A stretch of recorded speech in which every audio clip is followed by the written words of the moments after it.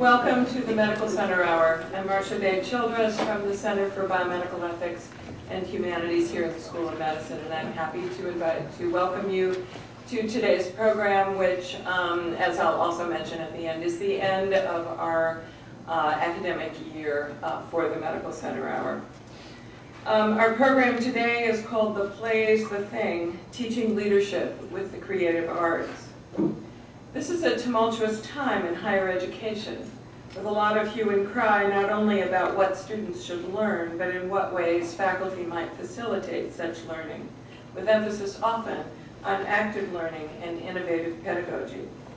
Educating for the professions is no different, and professional schools at research universities are under some pressure these days on many fronts, by their home institutions challenged to do more for students with less from funding sources, by their students who invest considerable time and pay ever higher fees to gain qualification as a doctor, a lawyer, an architect, an executive, and by the accrediting bodies and the larger society, which ask of professionals exemplary ethical conduct, culturally nuanced understandings of practice and service, integrity as well as agility in the face of change, and the stuff of social and moral leadership.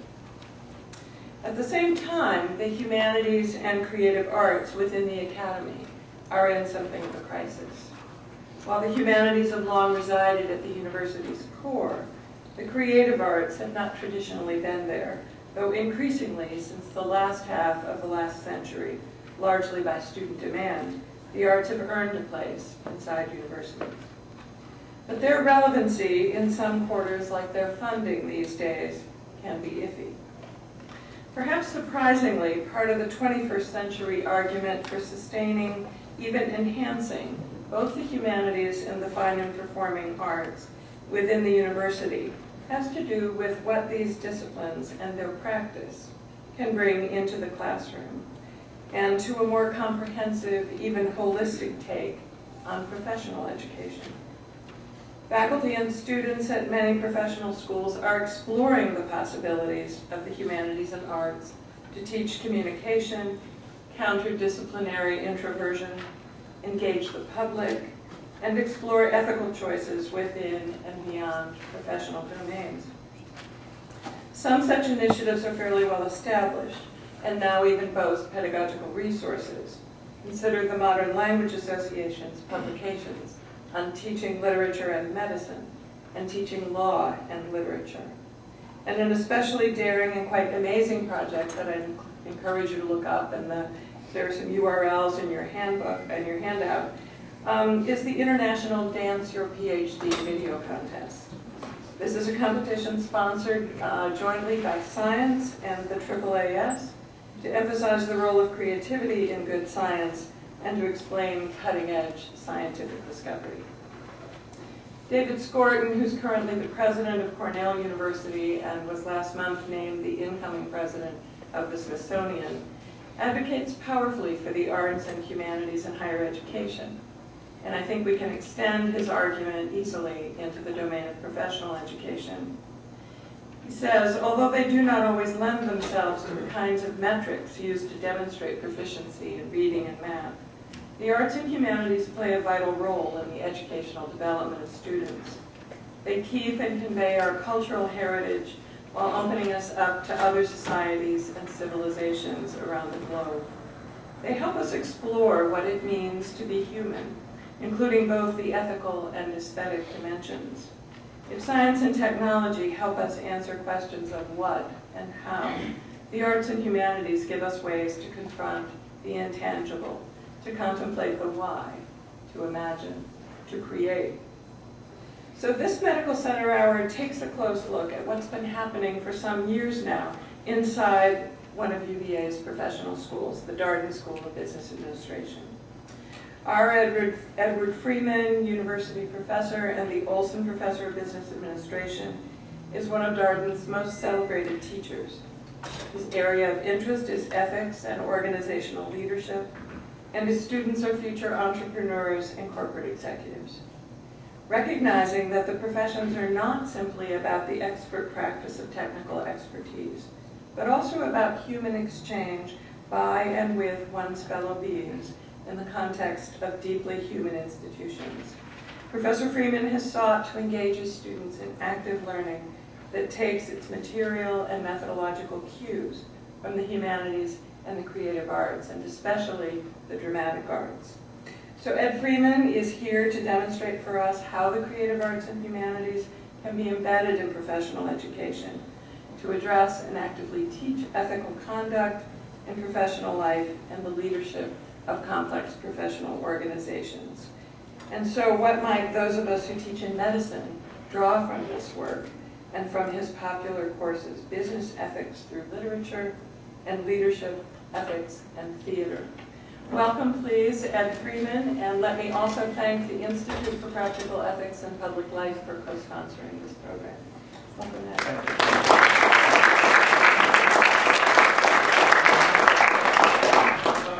Okay, so full disclosure, this is really scary for me. In the 28 years I've been a faculty member here, one of the few times I've been here was to have my hips replaced, and that wasn't good. But the other thing that's scary is to see people who I know and respect and who are some of my heroes that are here as well, in an auditorium that's sort of straight up. In Darden, we kind of see teaching as a Socratic conversation, and that's a trickier thing here, but I'm gonna do the best I can. A lot of years ago, in a fit of youthful idealism and enthusiasm, I got a PhD in philosophy. Now, I grew up on a farm, kind of poor in Georgia. My parents were real happy. They said, well, you won't have trouble finding a job. They just opened a whole bunch of new philosophy factories out near the interstate. It's kind of been like that for a long time. I do have the best job in the world, being at a university and having students, for which ethics is a kind of accepted background discipline. And the work that people like Marcia and Jim and Margaret and others have done to make ethics a part of the University of Virginia and other faculty as well is something that we take for granted. And I can tell you, as you visit other universities around the world, and especially other business schools, it really is amazing how good we have it here. I want to tell you about some of these courses I've been doing with the creative arts, but I don't want to tell you, I want the students to tell you. So I've tried to figure out a way for me not to talk so much and for you to listen to the students. Now, for the theater course, this is easy because we made a documentary about the course. So I'm going to show you the documentary. It's about 16 minutes or so. As we go along after that, just know if you want to say something, regardless of what it is, like you're crazy or you should be fired or whatever that is. I've done martial arts for a lot of years. I'll do that as a request for continuous improvement. And I'm perfectly happy with its change. As you look at this material, ask yourself the question, what possibly does this have to do with professional education, medical education, etc.? Because I'm very interested in what your views of that turn out to be. Okay? So let's see if I can, on that, I have to figure out how to do this. Good. I got help. That's great.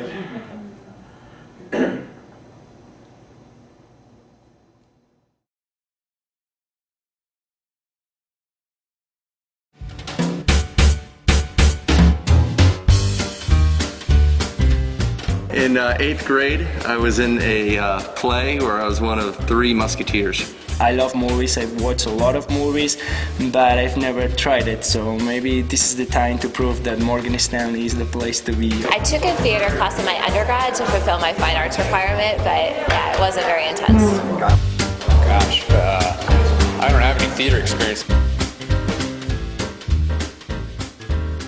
It's the 6-minute play that they're creating from yesterday to today, it has certain restrictions. They have to use certain props and no other things. They have 5 or 6 lines that they have to say and no other lines. So there's all these things that they have to do, condense it into 6 minutes and create their own play from that. So from the beginning of class, it was like, is he serious? We only have an hour, 24 hours to put this together. This is really tough. This is not what we thought we would be doing. My reaction was, oh God, what did I get myself into? One piece of paper, so many constraints, just 2-3 lines, and we have to make some sense out of this. My first thought was panic. How are we going to put together a story with, like, let's say 7 things that we can say? And we have to say all those things, and we can only say those things. You had to deal with the limitations you were given, the different ideas that everybody was coming to the table with, and the fact that you only had 24 hours to put all of that together. So there was a lot of chaos in the beginning. So there's all these things that they have to do, condense it into 6 minutes and create their own play from that. They're picking some place on campus which will be the best setting for their play. So we'll be following them around today to wherever they go to present their plays. There was this one line, my boot. Now with this 2 words, my boot, what do you do with these 2 words in amongst other constraints? So we've used it as a song. My boot, my boot, my boot, my boot, my boot, and it became a hit. My boot, my boot. I don't think I'll ever forget. She basically broke out of her shell. The actual process itself was a lot of fun. Once we sat down, the ideas just started flowing. It started off with one guy saying, let's be in a boat. But, oh yeah, boat sounds great, we're in a boat. And then you just kind of made the story up, but you kept looking, well, what don't we have? I said, oh, someone has to fall off now, let's fall off now. So by the time you got it done, you're like, hey guys, we have a story that has all the constraints in it. When you had no direction but just a set of rules, it's a little nerve-wracking for, I think, MBAs and engineers, because we're like, well, how do I get from point A to point B? You didn't give me a process to figure it out. So making up my own process was the first, I think, why I was so panicky. I didn't know how to do it. And just figuring out together, I think, was part of the whole process of the class, I think. The very first day when we met Dean Bruner, he told us to kind of put ourselves in uncomfortable positions. Well, we expect that every day is going to be uncomfortable in this class. Okay, let's put this room back just the way it was. And so we're going to kick down. And then we go into the loading dock.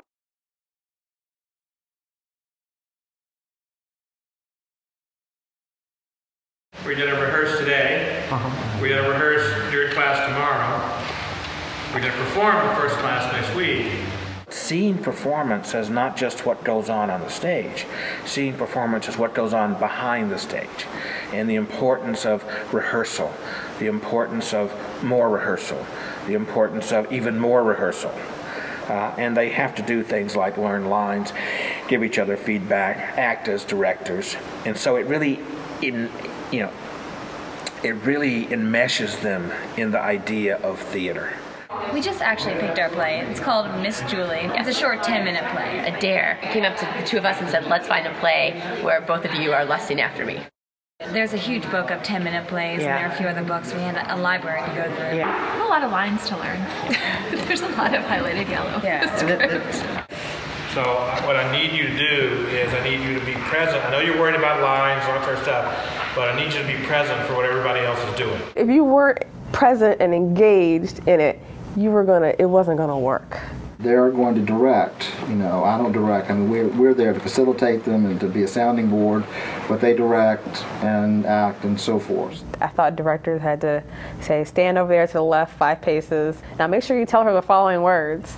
Nope, that didn't work out right. Go back and do it again. But then as the class went on, I saw that, and I think Randy led by example, the type of directing that we were more so going for. And I look at it more as a coaching style, more of an empowerment style. One thing about directing the director-actor relationship, it gets a little trickier. Now you're learning these plays, learning the lines, working out character and so forth. When actors will talk amongst each other about different things and ask questions, but actors should not give other actors direction. It can get fragile there. So, I mean, obviously you discuss stuff, but let the director be the eyes and ears of the production. I didn't realize that once you're part of a team, like if you're directing something, although you're not on stage, you feel that you belong to the team and you want to cheer for them. Like, if the audience is not laughing on a joke, I'm like, why aren't they laughing? And if they're laughing on something, oh yes, it worked. That kind of enthusiasm, I felt it for the first time because I was off stage and watching my team do something great. I love it.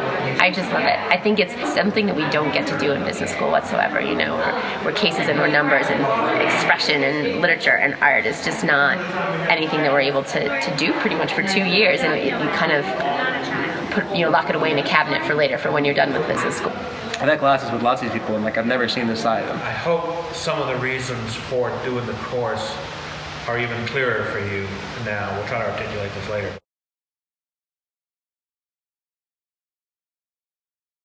The final exam is public performance. We're going to be writing this thing, let's think about how we're going to do this, and we kind of had been emailing back and forth on ginormous emails about what is the topic going to be, where is this going to take place, how are we going to sort of land on some subject that we can all write separate scenes about that will flow together into one larger performance. If you just let the students write, it unlocks their creative process.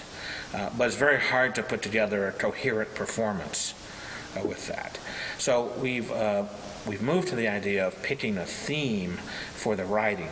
It's a little bit like the Jacobian exercise, where the theme serves as a constraint. The process that we use to do that is really kind of an emergent process. People talk about themes, they run email streams about what they think they can do, and eventually we get down to kind of a hard half hour of let's pick something and do it.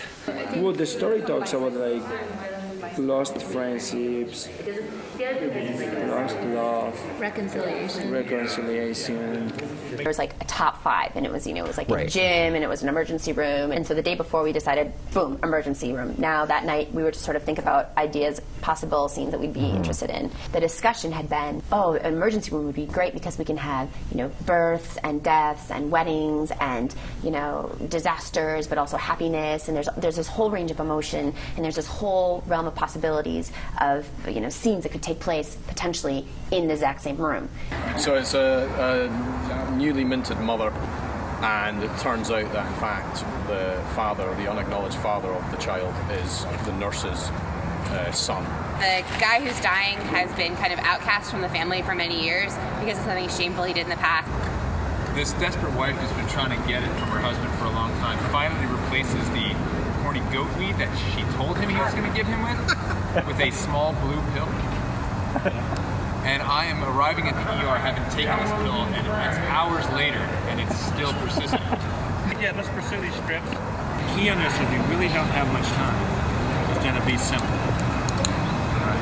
Keep it in the setting, as simple as we possibly can. Let the audience use their imagination.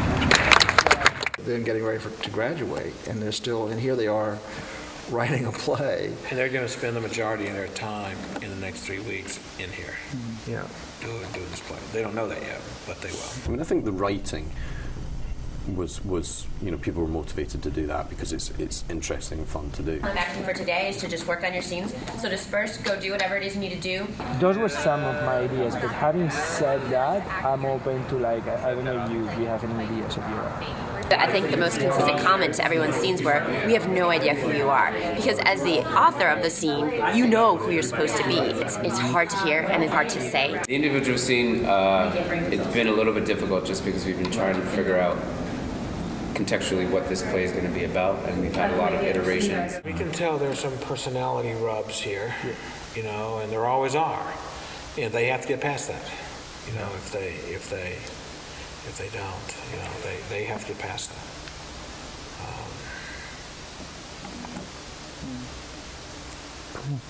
Some groups it's easier to get past that than others. It's been the short amount of time to put something together. It's been emotionally draining, I think. I'm hopeful at this stage, cautiously optimistic that it will go well. This might be it. It's going to be our final copy, and that's what I'm hoping. People were kind of like, yeah, we'll get it done, it'll all come together. I'm still trying to learn my lines and make sure that this is as good as it can be. The stage has been set up a little bit differently tonight. Clearly, doctor's room, waiting room, reception.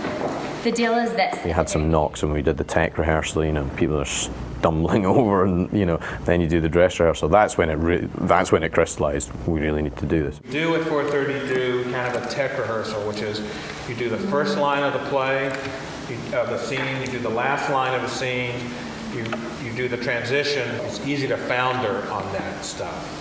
You know, I mean, it really is. That one was a complete nightmare. It was a complete and utter disaster. The moment you realize you're working with a team of 24, you have to be able to accept changes.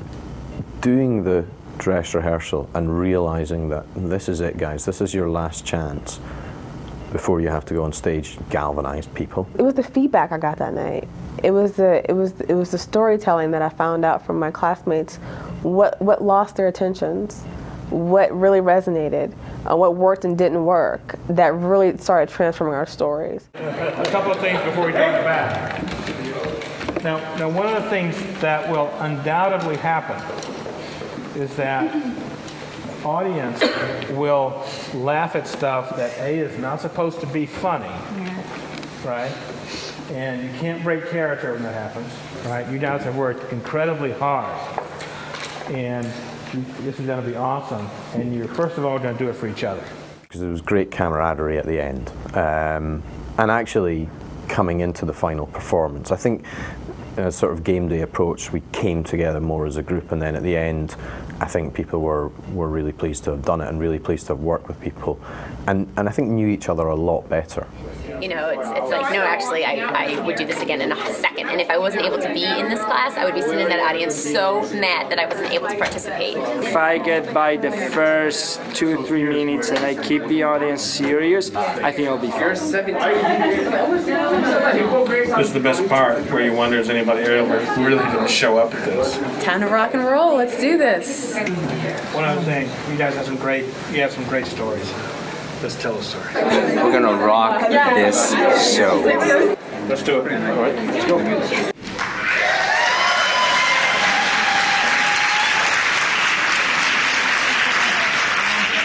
Coming out to support your fellow community members. You're about to see something extraordinary. When you think of MBAs, you generally don't think of actors and theater and writers and this entire creative side that all of you have. We've spent the last 7 weeks exploring that side, and what you're going to see literally didn't exist 3 weeks ago. The company has written, produced, directed, and will perform the world premiere of Emergency. Please join me in welcoming the Q4 Darden Theater Group.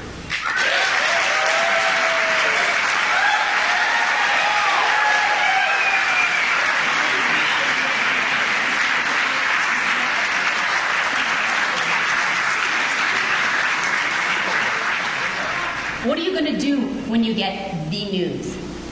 We all know it's coming at some point. It's just a matter of when and where. And we're going to see what you're going to do. And we're going to see who you're going to be. I know how you must feel. I don't think you do. What is your gut feeling telling you? Dille che sto male, non ce la faccio più, sto male, diglielo. How can it be over? How can this be it? What they managed to put together as a coherent final performance, and it was funny, and it was deep and sad, it was sexy, it was fully human. It's getting up and it's about presentation and delivering a message, and how you convey those feelings to an audience, and how it can be interpreted differently from each audience member. If you're in teams, you better be nice, because you will need their support to pull something off. You cannot do everything alone, and we did not do anything alone in this class. Everything was because someone else took that extra step. With a theater class, I didn't immediately see the linkages to business or leadership. Find so many linkages, whether it's dealing with people, working as a team, trying to lead in a constructive way versus a non-constructive way, that I'm really shocked I didn't see it all in the beginning. It was a low-risk environment. We were 24 people. We could experiment different styles of working in teams. even if people appear at first glance to be the same and in the same bucket or same group, actually you need to react to them differently in order to get them confident and in a position to deliver. When we were acting, obviously we were sitting on the front rows, seeing our own peers acting, and I was really nervous. I was more nervous for them to like work, and I wanted, you know, when it was funny and people laughed, I felt like, good, they were supposed to laugh there. It was all about teamwork, and it doesn't end here, it starts here.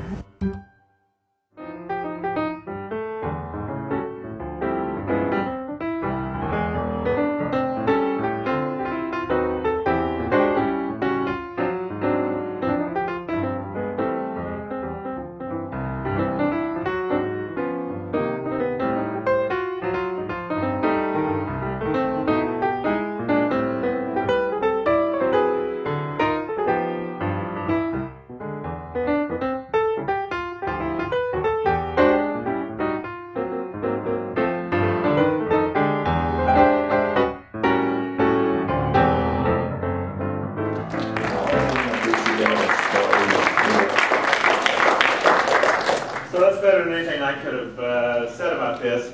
I can't put my, I can't take my Darden hat off. So let me just, instead of doing what I thought I was going to do, let me just ask you any reactions or questions that you have about what you saw. Yeah. Will there be another performance that we couldn't see? Oh, there was one last Friday. We did it again. We do two a year usually. So we've done it now. This was a 7-week course. We really don't do this one anymore. We do it as a 1-week course.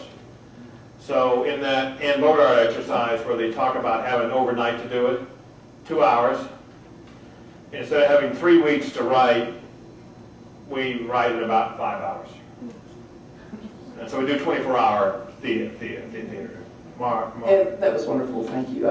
I was struck by the fact that as they were planning out and then what they ultimately performed for their final play was about medical issues. Yeah, it made me wonder if we were to transmute this to medical education, whether one of the constraints would need to be you can't do it about medical issues. Yeah, so I don't let them do it about business. And I specifically don't let them do it about Darden.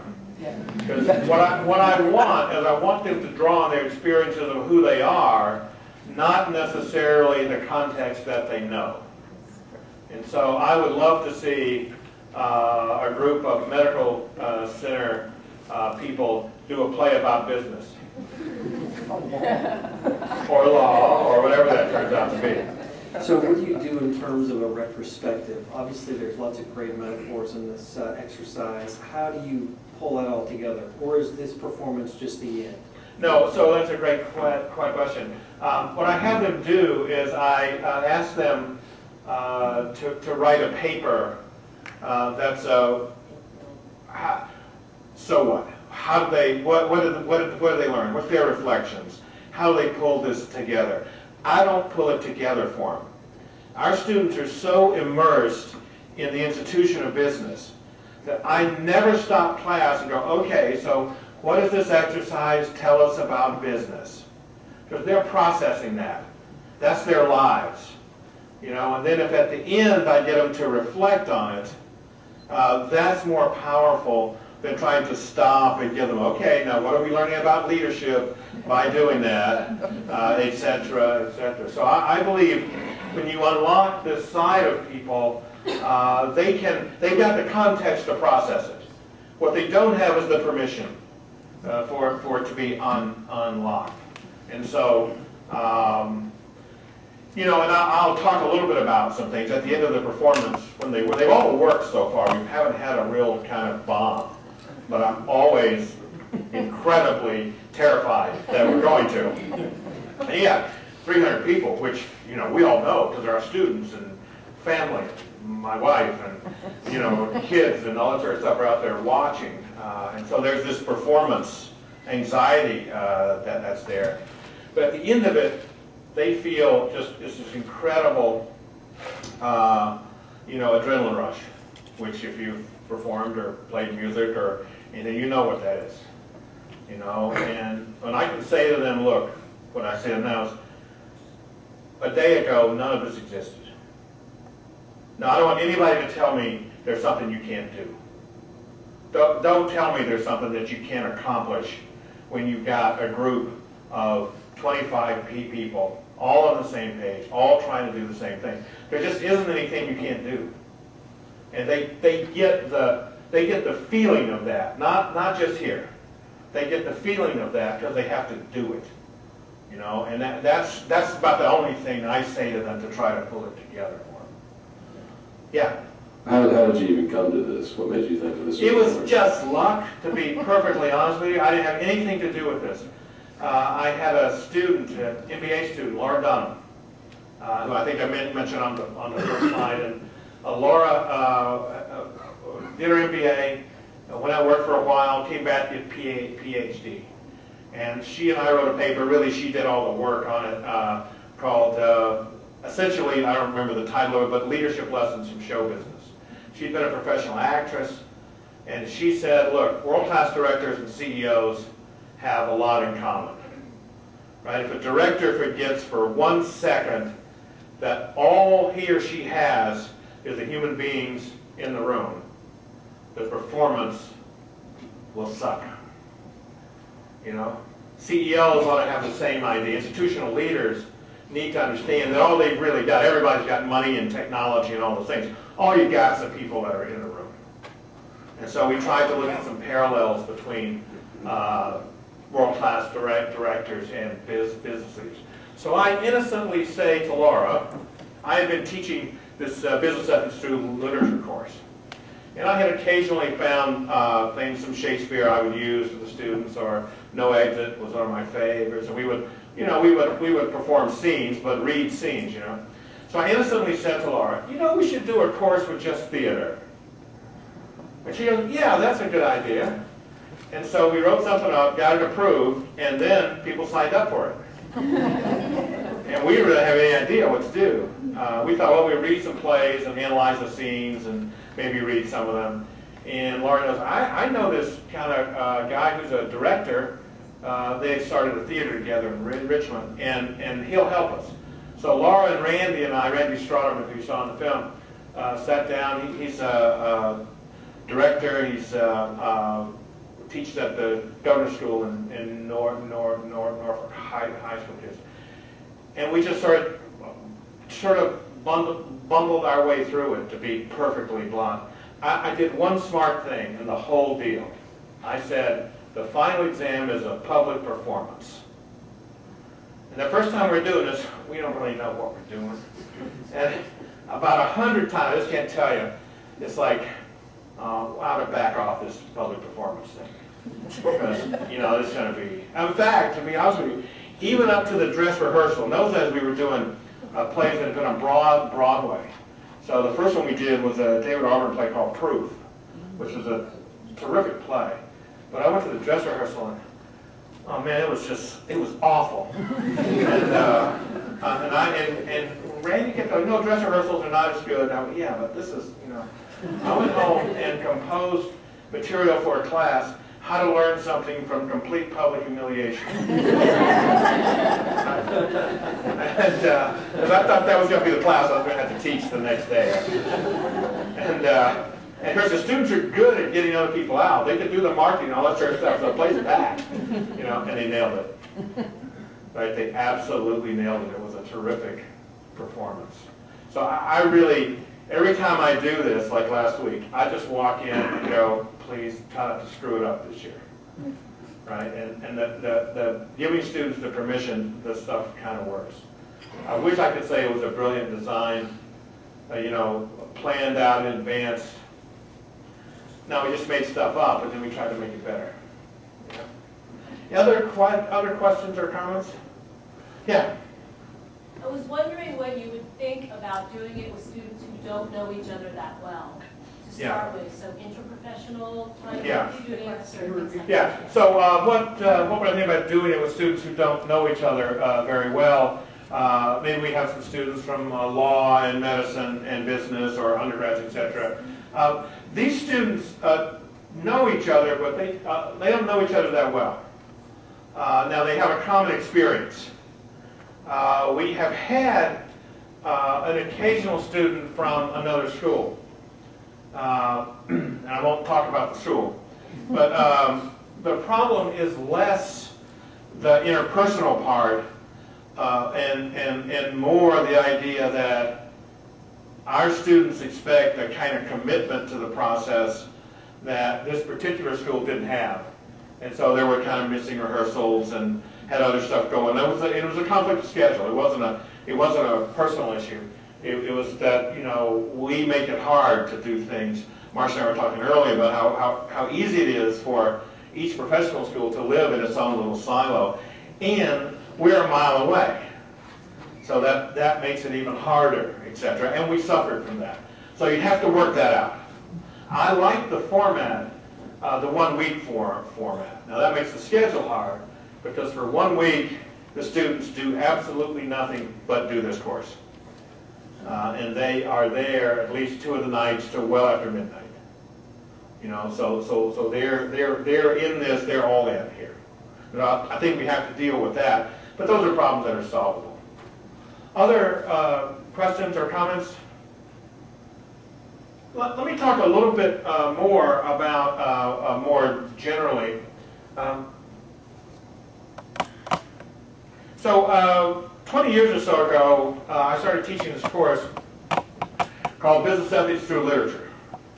Because it seemed to me teaching ethics that was just the sort of analytical kinds of things. Figure out principles, figure out rights, rules, justice, relationships, the kind of standard stuff you do in applied ethics was absolutely necessary, and it didn't go far enough, certainly not in business.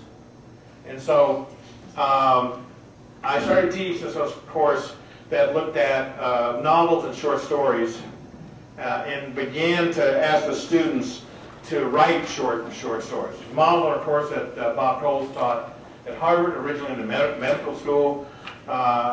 We both started teaching it at roughly the same time, him at HBS and me at Darden. And what happens out of this is people feel things because they identify with characters. Talking about, and you know this from medical humanities, talking about literature opens up a part of you that simply doing the analytical part doesn't. And I did this course for a long time, and my colleague, Greg Fairchild, who took the course as an MBA student, does it now. We asked the MBA students to actually write short stories.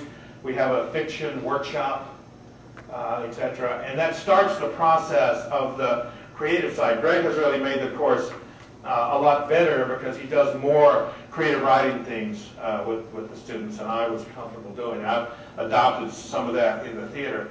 And I even tried to do a course on music. I had 8 students.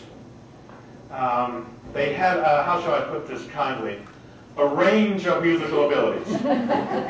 I had a woman who was classically trained at Juilliard, fabulous pianist. And I had a guy who honestly couldn't play the radio. He was tone deaf with no sense of rhythm. And it was really tricky. You want to learn to work together and learn to play music together. At the time, I had convinced a very, very large bank in their leadership development program to, you would have a learning team and you would have an ensemble team. And so what you would do would be, you come in and you learn to play some music together. People in the bank who were musicians would come out and help, etc. We got it down so that we bought a bunch of instruments and we're ready to go. And the bank got bought, and that was the end of that. So I tried to do this here. They had to play an original piece of music. For me, I'm a musician. I have a studio at home, so we had the class in my studio. I did basic stuff, you know, rhythm, basic scales, chord scales, that sort of stuff. And I had people play instruments they were not the experts at. And so it was very tough. While they're trying to, they put the guy with no sense of rhythm on drums. Okay, so that's about the worst thing. Because now he's broadcasting that to everybody. Now everybody's messed up, you know. So they had to work that out, you know. And I was sitting there, and I got to tell you, finally I went over to him and I said, you know, dude, less is more. just try to count and just hit the one, just on the one. He's very proud that by the end of the term, he was hitting the one. I'd say 60-65%. That was pretty good. But they managed to do that. The tricky thing, again, this idea of the thing with theater and music, and less so with literature, but it's there in the writing part. You not only feel it, you embody it. So it's this idea of the embodiment of the creativity, the embodiment of what you're doing, combined with the idea that it's a performance. So I think certainly in the, now look, I'm no expert in any of these creative arts. I have a daughter who's an artist. That's about as close as I get. A son who's a musician. But it seems to me what the creative arts do is it's about performance, and it's about this embodiment of feeling and mind. And so when you put those things together in a powerful way with a group, they learn a lot about themselves. Some of the things they said, I'll just let you read them here.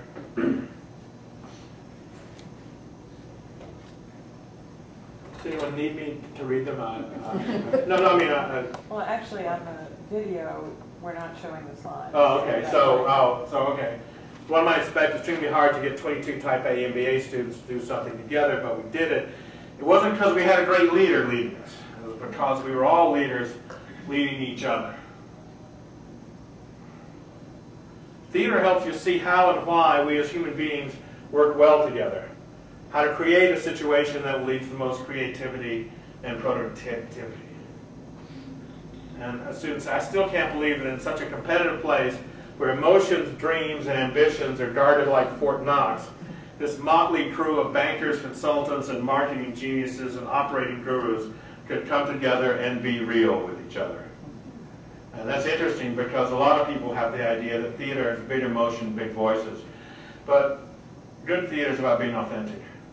It's about understanding who you are. It's about having your emotions being so in touch with your emotions that you can display the right emotion at the right time. And I've learned that theater is more about emotional intelligence, or whatever you think of that idea, than other things. And I think the students get that. They talk about leadership, that the challenge is to engage the audience, to captivate them, to feel that their time was well spent. They talk about leadership as being part of a team. It's not about giving orders, but about working together to achieve a common objective. And this idea that you can watch students that'll be used to, I'm the doctor. Oh no, sorry, that's you. I'm the manager here. I'm going to give the order, and you're going to do what I say. That lasts about 2 minutes because the cast just rebels. They either close up, they shut down, there's a big personality conflict. And so what happens here is, in a sense, because you take them out of their expertise. Right? These folks are not experts at being actors or directors. You take them out of that, and they have to learn how to lead. They have to learn how to collaborate. They have to learn how to give feedback to each other. And that turns out to be something, I think, in higher education we're not really very good at, because the feedback process often goes professor to student rather than student to student. They talk about confidence and building confidence, and they talk about being put out of their comfort zone, shedding inhibitions, and those kinds of things. One of the things you may have noticed in the film was it was a very diverse group of students. English is not many of their first language. And so they really they do a fabulous job of working with each other and helping each other. They talk about how this forces you to take risks, and more to the point, to depend on others. Just a quick story. We were doing a play, this is back before we had the courage to have them write. We were doing a play called Kimberly Akimbo. It's a wonderful play, but it's really hard. It's about, I'm blanking on the disease. You'll know this, you age 4 years for every one. Yeah, right, that's exactly, sorry. It's a wonderful, wonderful play. And the way we did it in those days, we had multiple people playing the same character, because we didn't have time to actually have everybody learn the whole thing. So that presents a level of complication. You have people aging rapidly in the play. And it's very hard, very easy for the audience just to get lost. So we're kind of in the middle of this, in one scene, and a guy drops 9 pages of the play. Goes from like page 40 to page 49. Now, it's a hard play to understand. Dropping 9 pages means there's not going to be a single soul in the whole auditorium who knows what's going on in this thing, right? And what happened was, we do a lot of things with people. We say, look, actors drop lines all the time, learn the story. Can you tell the story? Right? They looked at each other quickly, because they all knew they had dropped 9 pages. And they didn't pretend that that hadn't happened, but they told the story.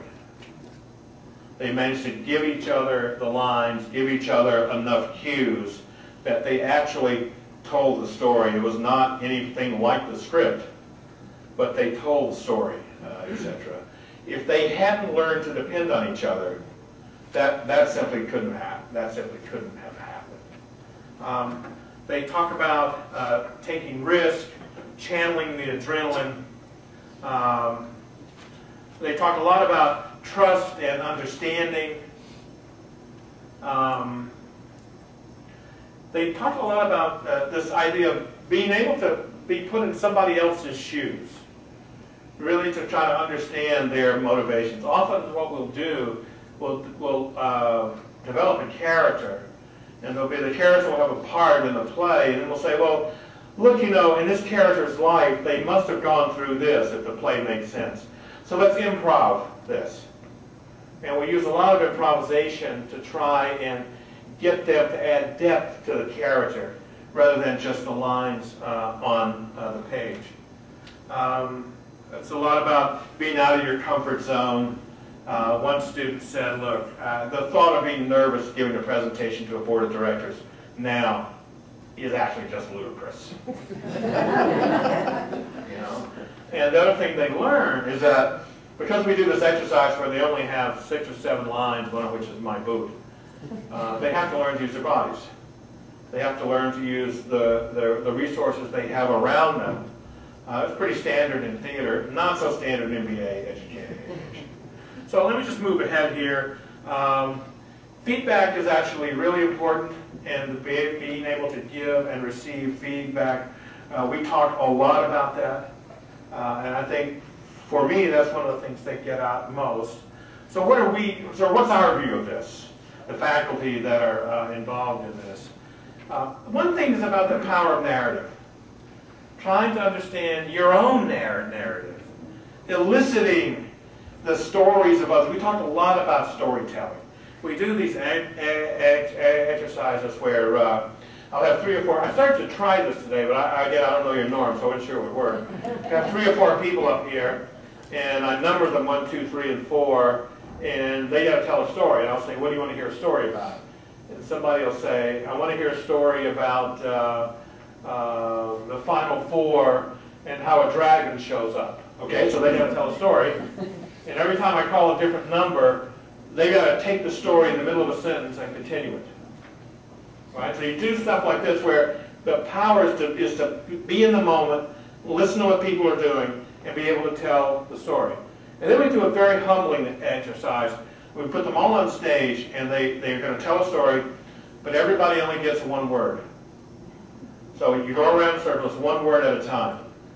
You might think that's easy, but that is incredibly difficult. What happens is you overthink it.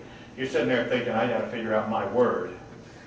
And then it gets to you, and your word just is, doesn't fit, and you need to say the or whatever, and that's it, And so it's an exercise that has people be in the moment.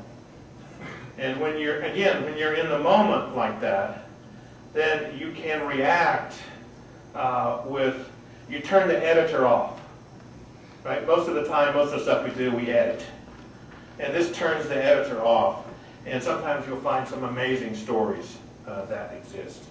The other thing they get is this idea of what we call the Rashomon world, the Rashomon story. Everybody sees a different thing that happens. And we work on that as well.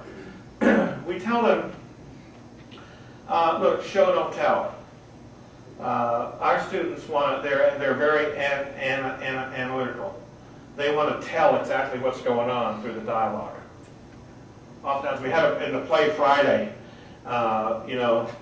we had a scene where they wanted to tell about this long-lost boyfriend and all sort of stuff. And what we ended up doing was we said, just look at each other. You look at each other the right way, everybody's going to know the story. So trying to understand how you use more resources than just words to engage people, right? We've talked a little about creativity from constraints. This idea of, again, being in the moment, this idea of embodiment turns out to be increasingly important. We do this exercise called yes and, where most of the stuff we do at Darden is kind of no but.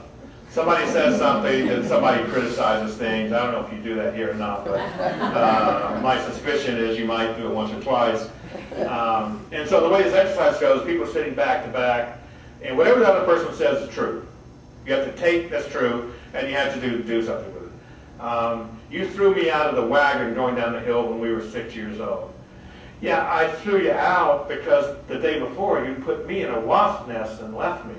Well, I put you in a wasp nest because so it's a yes and thing. And then you give them some lines that they have to do yes and. My favorite is they're sitting back to back. I tell them I'm the playwright.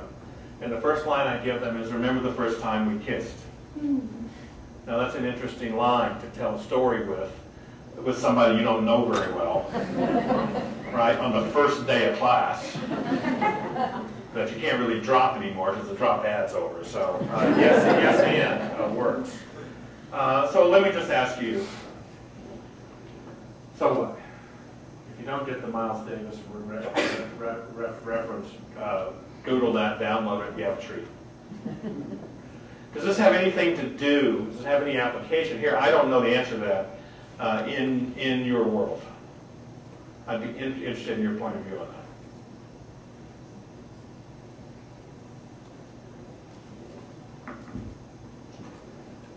Marcia, you're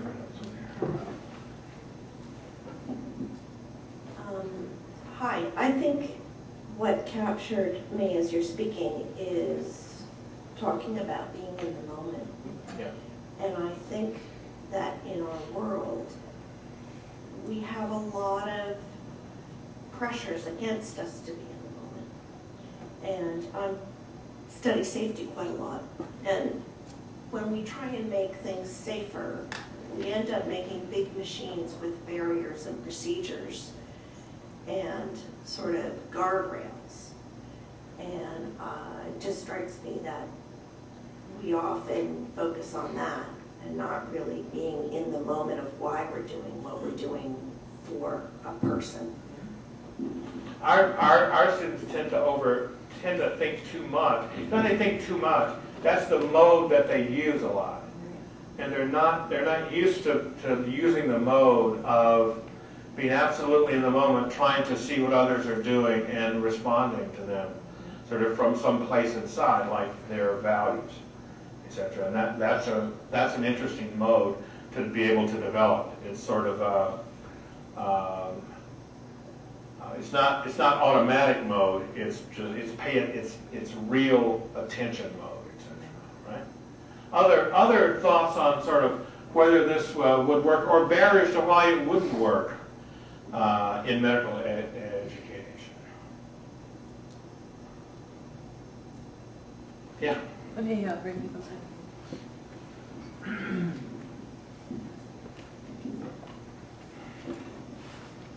well, I'm kind of interested in this field of research as well. I think that it could absolutely work. Right now I'm a medical student, and most of what we're learning at this moment is how to, just understanding the basic sciences of what is happening in our patients. And I think something really valuable about performing arts education is that it allows us to learn how to better communicate with other people. So, yeah. Good. Other thoughts here? Yeah.